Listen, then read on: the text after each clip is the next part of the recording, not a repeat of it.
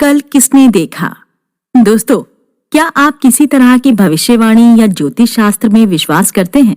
अगर करते हैं तो मेरे ख्याल से आप अपनी लाइफ से सारे अहम फैसले किसी ज्योतिष से कंसल्ट करने के बाद ही लेते होंगे। फिर अगर वो फैसले गलत साबित होते हैं तो आपको ये नहीं समझ में आता होगा कि आपसे कुछ गलती हो गई है या उस ज्योतिष की भविष्यवाणी ही गलत थी।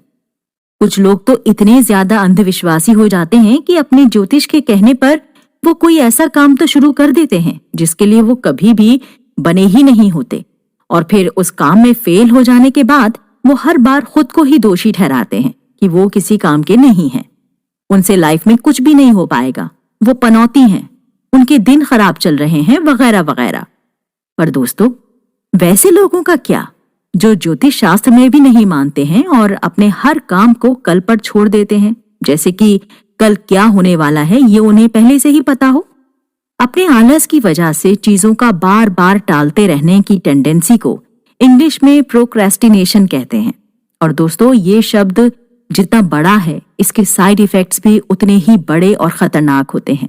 सबसे पहले तो दोस्तों, आप ये जान लीजिए कि एक इंसान अपने स्ट्रगल में प्रोक्रेस्टिनेशन यानी आलस अफोर्ड ही नहीं कर सकता, क्योंकि आलस एक लग्जरी आइटम है। आप लाइफ में सक्सेसफुल बनना चाहते हैं और उसके लिए क्या करना है ये भी आपको पता है, पर सिर्फ अपनी आलस की वजह से आप वो काम नहीं कर रहे हैं तो ये लग्जरी नहीं है तो और क्या है।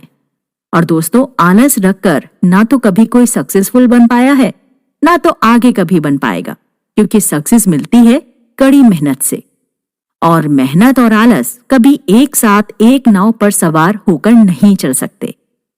चलिए, ये तो हो गई आलस की वजह से काम को टालने की बात। पर दोस्तों, आपको ये जानकर हैरानी होगी कि दुनिया में ज्यादातर लोग जो इस प्रोक्रेस्टिनेशन के शिकार हैं, वो आलस की वजह से नहीं है, बल्कि अपने मोटिवेशन फैक्टर में कमी होने के कारण और प्रेजेंट और फ्यूचर में कंफ्यूज होने के कारण है।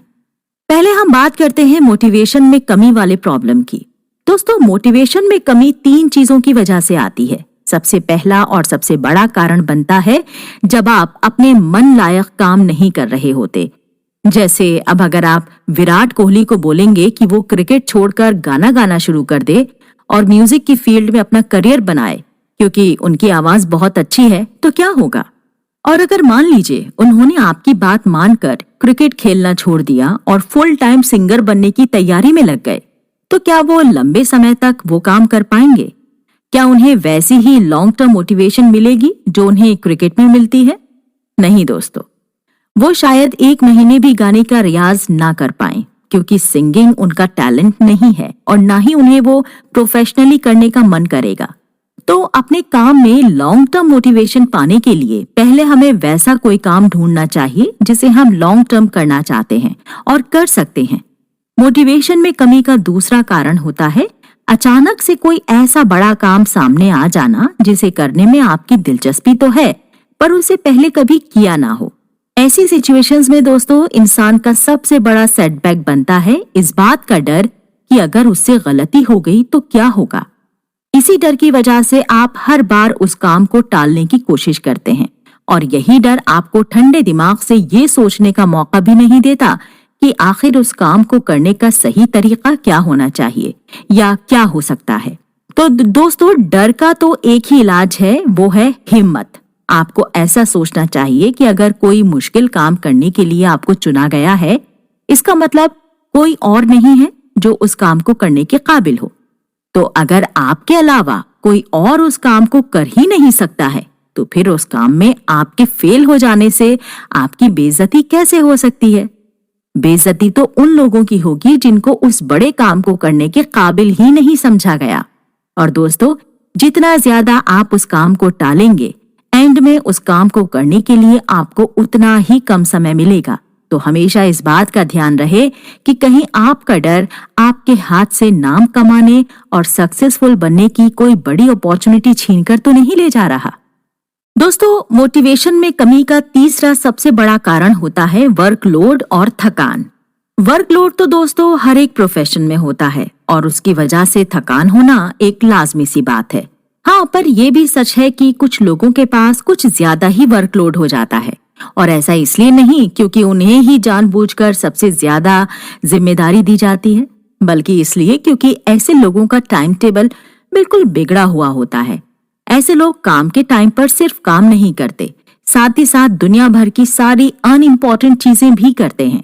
इनके रूटीन में काम को सबसे कम वक्त अलॉट किया जाता है और प्रोक्रेस्टिनेशन वाली चीजें जैसे टीवी देखना, शॉपिंग करना, दोस्तों के साथ घूमना फिरना, मोबाइल पर फेसबुक और इंस्टाग्राम चलाना, इन सारी चीजों को ज्यादा वक्त दिया जाता है, जिसकी वजह से दिन पर दिन उनके काम एक जगह इकट्ठे होते जाते हैं और फिर अचानक से एक दिन उन्हें एहसास होता है कि उन पर वर्कलोड बहुत ज्यादा बढ़ चुका है।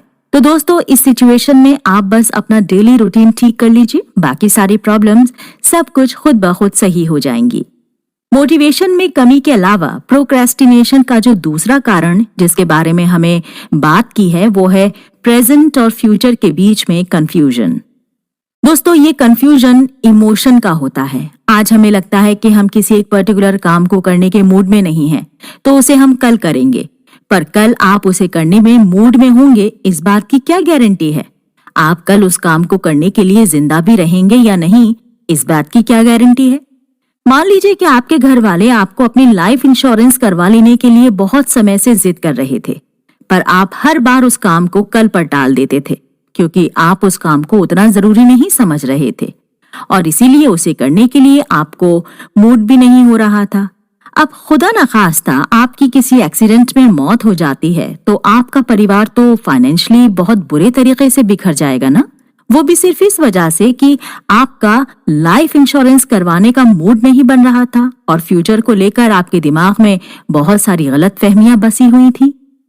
तो दोस्तों, फ्यूचर को आपको हमेशा एक अननोन कॉन्सेप्ट की तरह लेना चाहिए, जिसे ना ही कभी कोई डिकोड कर पाया है और शायद ना ही कभी कोई कर पाएगा। तो जो कुछ भी आप अचीव करना चाहते हैं उसके लिए आपके पास सिर्फ आज ही का समय है, ऐसा सोचकर चलना चाहिए आपको। और दोस्तों, अगले चैप्टर में हम जानेंगे कि एक सक्सेसफुल इंसान अपनी प्रोडक्टिविटी बढ़ाने के लिए कौन कौन से सीक्रेट टूल्स का इस्तेमाल करता है। तो दोस्तों, बने रहिए हमारे साथ।